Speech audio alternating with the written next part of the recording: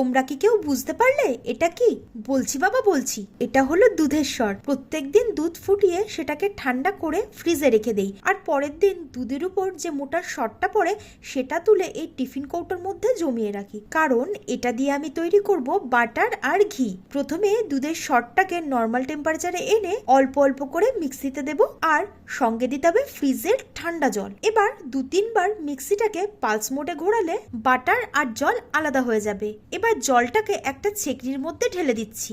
যদি এর মধ্যে অল্প একটু বাটার থেকেও যায় সেটা তবে ছেঁকনির মধ্যে পড়ে যাবে। আরো অনেক রকম পদ্ধতি আছে বাটার বের করার, তবে আমার এইটাই কিন্তু সব থেকে সহজ বলে মনে হয়। আরো একবার বাটারটাকে হাত দিয়ে ভালোভাবে চেপে চেপে নিলেই এর মধ্যে যদি অল্প একটু জল থেকে যায় সেটাও বেরিয়ে যাবে। এবার বাটারটাকে এয়ারটাইট কন্টেনারে করে ফ্রিজের মধ্যে বহুদিন পর্যন্ত স্টোর করে রাখতে পারবে, আর যখনই প্রয়োজন পড়বে এই বাটার থেকে ঘিও তৈরি করে নিতে পারবে।